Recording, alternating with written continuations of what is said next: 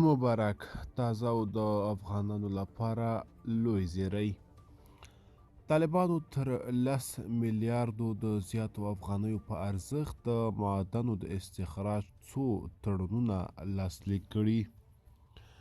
د طالبانو د کانونو پټرولیم وزارت خبر ورکړی چې د بغلان ولایت د سرو زرو د پروان د کرومایټ او هرات ولایت د ډبرو سکرو او اوسپنو د معدنو د استخراج په موخه یې څو تړونونه لاسلیک کړي دي.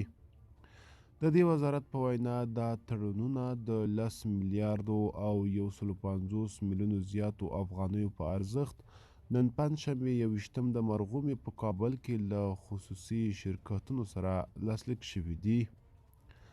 د کانونو پټرولیم وزارت له اعلان سره سم د بغلان ولایت د دوشي ولسوالۍ د قرضغن د سرو زرو د معدن د استخراج پروژه تر 140 میلیونو زیاتو افغانیو په پانګونې او د طالبان د حکومت په 55 سلنه رویالټي یا هم حق مالکیت سره مدثر اشنا او باختر نوین شرکتونو ته ورکړل شوې ده.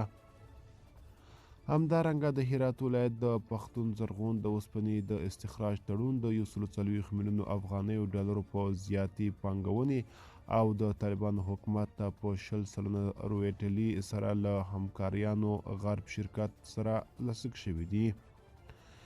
د طالبان د معدنو وزارت زیاته کړې چې د پروان ولایت د کوسافي د کرومایټ معدن د استخراج تړون په 180 میلیونو افغانیو پانګونې سره له علیم شاه بابا او جاوید نیازي شرکتونو سره لاسلیک شوي چې پر یوه ټون به 11,300 افغانۍ رویالټي ورکوي.